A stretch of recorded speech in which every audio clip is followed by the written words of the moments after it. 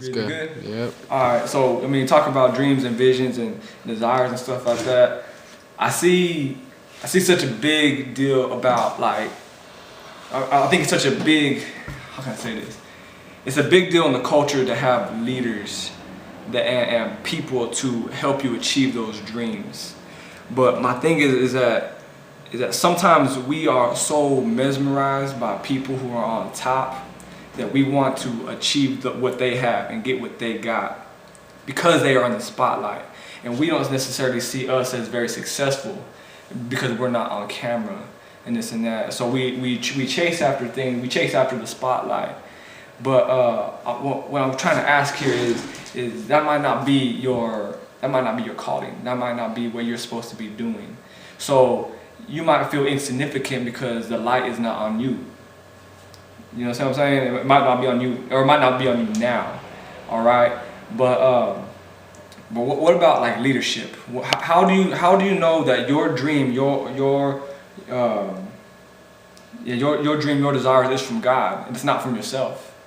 And how do you discern that this is the dream that like I want to fulfill because somebody else gave it to me, or it's because something I want to do myself? How do we discern that? And you were talking earlier about your dad, right? Yeah. Okay, and how he had a big influence on the things that you wanted to do as a boy. Yeah. You mind sharing some of that? Yeah. Well, I mean, whenever I was a kid, you know what I mean, I never knew my real dad, you know what I mean? Yeah. So my sister's dad, she hadn't even been born yet, you know what I mean? But when him and my mom got together, he was always, you know what I mean, like just a real bad dude, you know what I mean? Like, I mean, I've seen him beat up, 14 people in our front yard, just laying people out.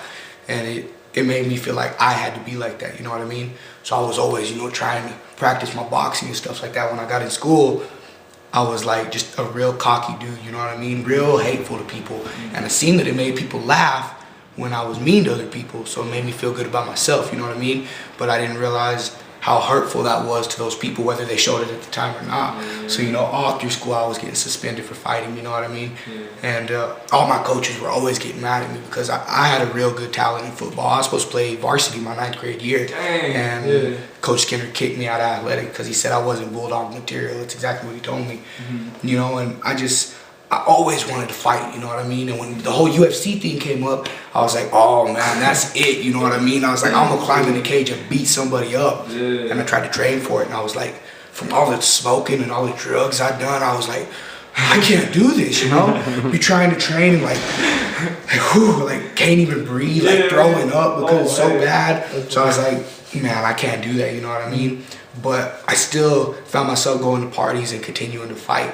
Like, at this one party, I bit the whole top of this dude's ear off fighting. And, I threw him on the ground and I grabbed him and I bit his ear off, just the whole top. And now that I look back at stuff like that, like, I'm like, what was I doing? You know what I mean? Like, I scared people more than they respected me, you know what I mean? Yeah. And I always wanted to be respected, but I felt like I had to do it through fear. And I didn't realize that people fearing me was a whole lot different than people respecting me, you know what I mean? Because when they were in my presence, they were like, oh man, this dude's bad, you know what I mean? You don't want to mess with him. But then when they were behind my back, it was like, man, he ain't nothing but a terrible person, you know what I mean? Like, always just bad-mouthing me, Yeah. And I always heard a lot of, people telling me what people said behind my back. And it made me question the way that I was acting, you know what I mean?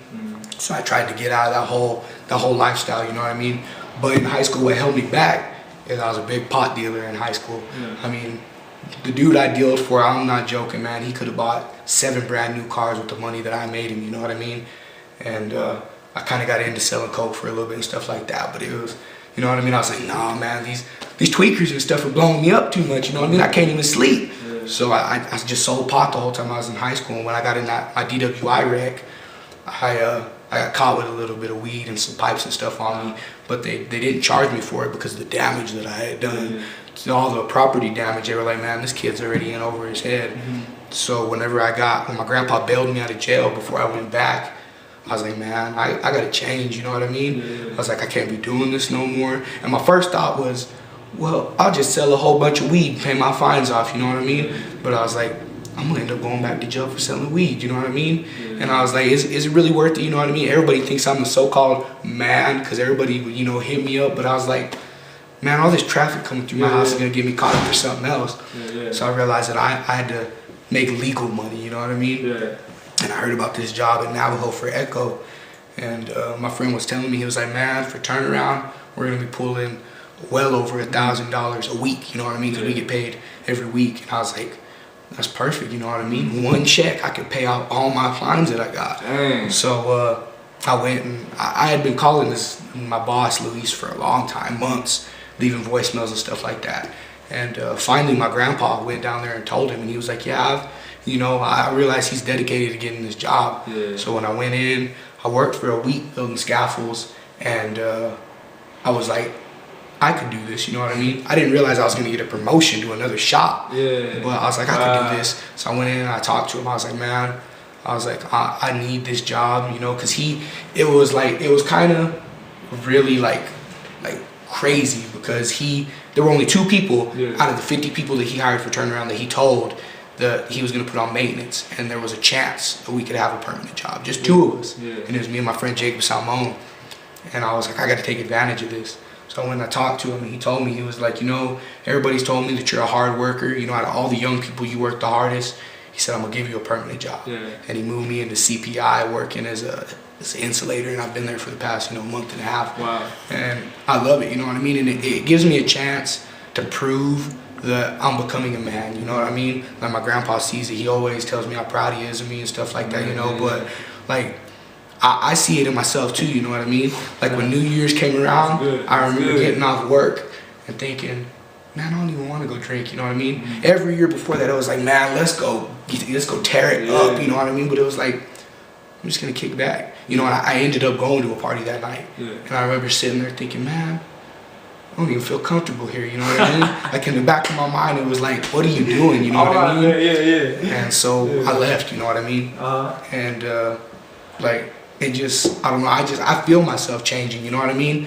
Like, it's weird the way you said, I went in for turnaround and completely turned myself around, you know what I mean? Like, you know, me a year ago, if you would have hit me up about this, I'd have been like, I ain't going there, you know what I mean? I'm too thug to show up at some Christian place, you know what I mean? But it's like, when you hit me up about it, I was like, man, that's God telling me that it's ready, it's time for me to make a change, you know what I mean? So like, you know, I've completely changed my life in the past year. I feel like this DWI was God telling me, you know, wake up, you know what I mean? You're living a fake life, you know what I mean? Wake up. So I mean, that's kind of where I'm at today. That's awesome. Dang. Amen to that. That's pretty crazy, man.